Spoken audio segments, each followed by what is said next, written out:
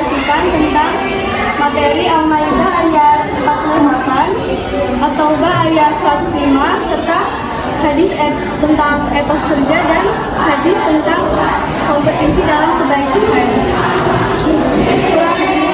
Quran surat Al-Maidah ayat 48. Surat Al-Maidah ayat 48 merupakan surat yang salah satunya menceritakan tentang turunnya Al-Quran sebagai penyempurnaan untuk kitab sebelumnya. Terjemahan Quran surat Al-Maidah ayat 48 yaitu, kami telah menurunkan kitab suci Al-Quran kepadamu Nabi Muhammad dengan membawa kebenaran sebagai pembenar kitab-kitab yang diturunkan sebelumnya dan sebagai penjaganya acuan kebenaran terhadap yang diturunkan Allah, dan janganlah engkau mengikuti hawa nafsu mereka dengan meninggalkan kebenaran yang telah datang kepadamu. Untuk setiap umat di antara kamu kami berikan aturan dan jalan yang terang. Seandainya Allah menghendaki, niscaya Dia menjadikanmu satu umat saja. Akan tetapi Allah hendak mengujimu, maka berlomba-lombalah dalam berbuat kebaikan. Hanya Allah kamu semua kembali. Lalu Dia memberitahu kamu kepadamu pada apa yang selama ini kamu perselisihkan. Quran surat Al-Maidah ayat 48. Pesan-pesan yang terkandung pada Quran surat Al-Maidah ayat 48 yaitu, satu, Al-Quran ditunjukkan oleh Allah Subhanahu wa Ta'ala dengan hak kebenaran, yakni hak dalam kandungannya, cara turunnya maupun yang mengantarkan turun. Dua, Al-Quran berfungsi membenarkan kitab-kitab sebelumnya, jadi pengawas, pemelihara, penjaga kitab-kitab terdahulu dan menjadi tolak ukur kebenaran terhadapnya, serta menjadi saksi untuk keabsahannya. Al-Quran memelihara dan mengukuhkan prinsip ajaran ilahi yang bersifat universal atau kuli dan mengandung kemaslahatan abadi bagi umat manusia sepanjang masa. Jadi maksudnya Al-Quran ini adalah kebenaran yang tidak ada habisnya dan mengandung kemaslahatan yang abadi bagi setiap umat manusia sepanjang masa, umat muslim sepanjang masa. Nomor 4, Allah Subhanahu wa Ta'ala memerintahkan menjadikan Al-Quran sebagai pedoman hidup. Hendaklah orang beriman memutuskan perkara berdasarkan kitab suci Al-Quran dan tidak boleh bertentangan dengannya. Jadi maksudnya kita sebagai umat muslim harus mengikuti ajaran yang ada di dalam Al-Quran dan tidak boleh bertentangan dengan aturan-aturan yang ada di Al-Quran. Harus mengikuti apa yang ada di dalam Al-Quran. Nomor 5, tiap-tiap umat memiliki aturan syariat yang akan menuntunnya menuju kebahagiaan abadi.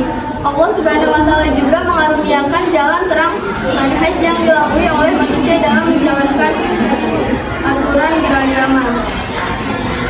6. Allah Subhanahu wa Ta'ala menjadikan syariat Nabi Muhammad SAW sebagai penyempurna syariat para nabi terdahulu serta membatalkan syariat sebelumnya. Jadi maksudnya Allah menjadikan Nabi Muhammad sebagai penyempurna syariat para nabi sebelumnya dan membatalkan syariat sebelumnya. Nomor 7, umat Islam diperintahkan untuk berlomba-lomba dengan sungguh-sungguh dalam berbuat kebaikan dan menghindari perdebatan yang tidak perlu hingga menghabiskan waktu sia-sia. Jadi maksudnya itu umat Islam itu diperintahkan untuk berlomba-lomba dan bersungguh-sungguh dalam berbuat kebaikan serta tidak menghabiskan waktu perdebatan yang sia-sia. Surat Al-Maidah ayat 48. A'udzubillahi minasyaitonirrajim. Bismillahirrahmanirrahim. Wa anzalna ilaikal kitaba bil haqqi musaddiqan lima baina yadayhi minal kitabi wa muhaiminan alaihi fahkum bainahum bima anzalallahu wa la tattabi amma jafa minal haq likullin ja'alna minkum sir'atan wa minhaja walau sya'allahu laja'alakum ummatan wahidatan walakin liyabluwakum fima atakum fastabiqul khairat ilallahi murji'ukum jami'an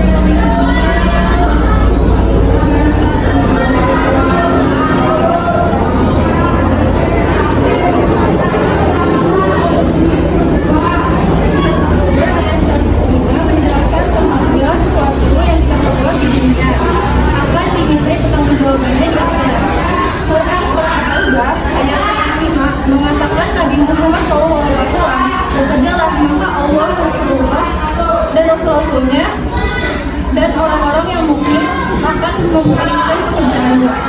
Kamu jangan dikembalikan kepadanya zat yang mengetahui dan dari yang nyata, lalu dia akan memberikan kepadamu apa yang selama ini kamu kerjakan. Dalam surat At-Taubah ayat 102.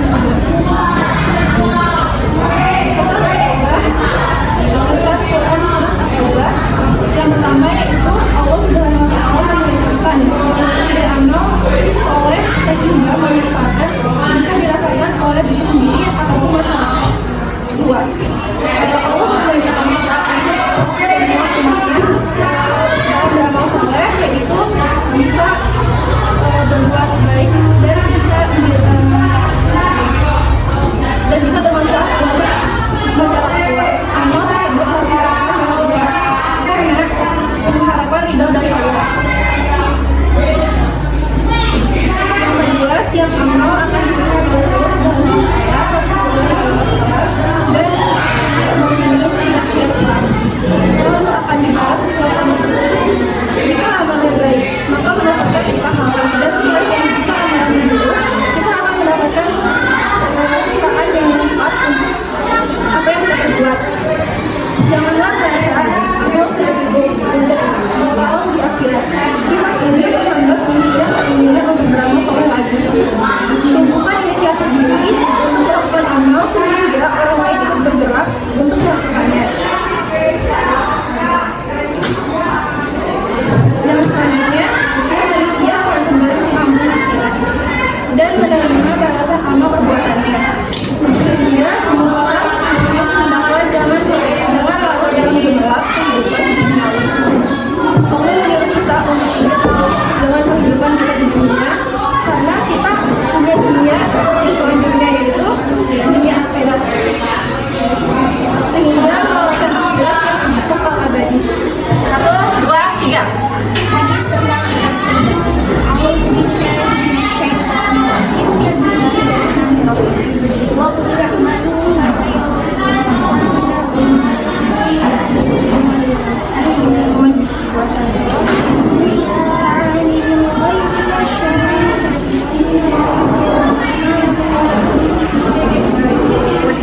artinya, dan katakanlah, bekerjalah kamu, maka Allah akan melihat pekerjaanmu. Begitu juga Rasulnya dan orang-orang mukmin, dan kamu akan dikembalikan kepada Allah yang mengetahui yang baik dan yang nyata. Lalu diberitakannya kepada kamu apa yang telah kamu kerjakan. Quran surat At-Taubah ayat 100. Di sini ada hadis tentang kompetisi dalam kebaikan.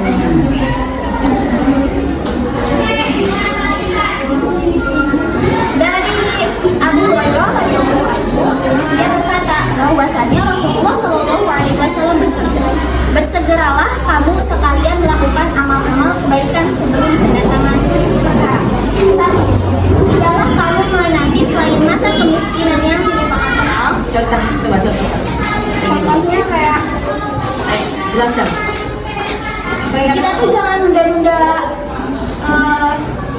kayak kebutuhan kita. Kalau misalkan kita jangan nunggu kita sampai miskin dulu gitu kan. Berarti kalau misalnya kita butuh tuh harus cari, jangan nunggu sampai kita nggak punya gitu. Nah, yang kedua itu masa kecukupan yang membuat kamu lari. Misalkan kita tuh udah kayak punya lah gitu lah. Kayak misalkan kita udah kaya lah, punya uang banyak, tapi kita tuh jangan sampai malas lah ibadah gitu ya. Yang ketiga, masa sakit yang dapat merusak segalanya.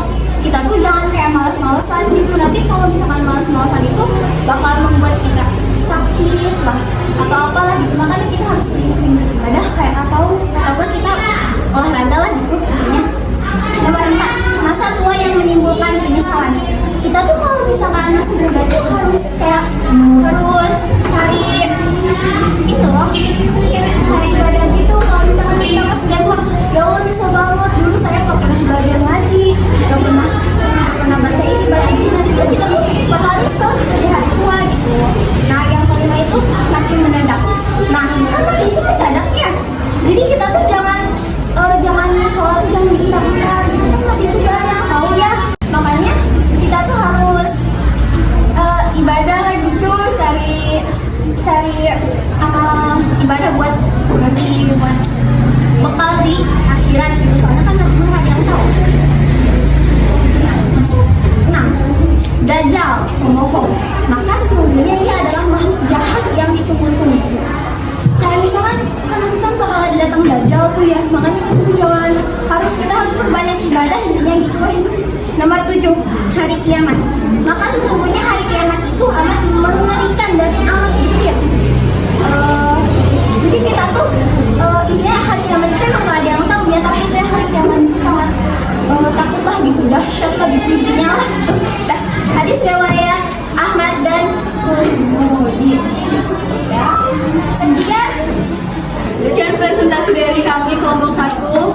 Jika ada pertanyaan kami persilahkan untuk menanya sesi tanya jawab. Ada yang ingin tanya nggak? Ya, sebelumnya kita ucap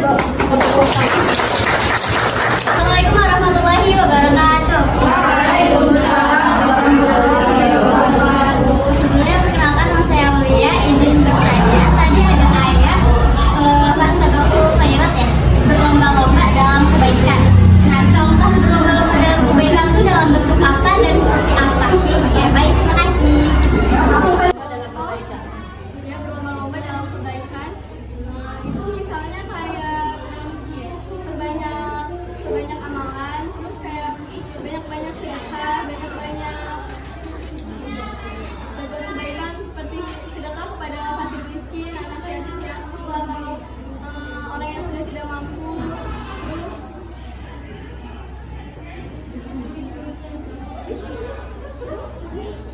sholat, ngaji, zikir, terus perbanyak amal ibadah untuk bekal kita di akhirat nanti. Waalaikumsalam warahmatullahi wabarakatuh. Izin bertanya, untuk contoh etos kerja itu kayak gimana? Maaf, namanya sebutin namanya dulu. Nah, namanya Putri Pangeran Abadi. Jadi pertanyaannya adalah contoh etos kerja dari Putri Lani. Di sini aku akan menjawab. Jawabannya itu yang pertama, bekerja tepat waktu, teratur dalam bekerja, fokus dalam pekerjaan, mampu bekerja sama orang lain, dan yakin apa yang dikerjakan. Karena sesuatu kalau kita udah yakin itu berarti udah ditentukan sama Allah. Nah, bekerja keras itu juga perlu dan cepat beradaptasi. Itu aja sih jawabannya. Terima kasih. Kan tadi katanya kita tidak boleh melaksanakan yang bekerja atau mencari ibadah. Nah, cara melawan rasa malasnya itu gimana? Cara melawan rasa malas. Saya akan menjawab pertanyaan dari Ayu. Apa? Cara melawan rasa malas. Cara melawan rasa malas itu ya kita tuh kayak misalkan kita dikasih tugas nih, kita tuh harus kayak langsung dikerjain walaupun malas juga, kita tuh harus langsung dikerjain gitu, jangan ada rasa malas. Karena kan malas itu kan perbuatan setan ya. Jadi mah intinya kalau misalkan kita disuruh apa-apa itu jangan malas-malas. Terus kalau misalkan kita malas, intinya harus lawan rasa malas lah gitu, intinya gitu. Kalau menurut aku, hilangnya rasa malas itu yang pertama nyiapin diri aja dulu. Yang pertama itu, terus yang kedua jangan pernah merasa bakal takut gagal. Kalau kamu udah berusaha dulu aja. Kalau misalnya kamu malas banget gitu, kamu hilangin rasa malas kamu itu dengan apa yang kamu suka dulu. Kalau kamu mau mencoba sesuatu, coba kamu cari sesuatu yang kamu bisa lakukan. Nah, kalau emang sekiranya nggak bisa, kamu coba terus coba. Ada lagi yang Beda enggak?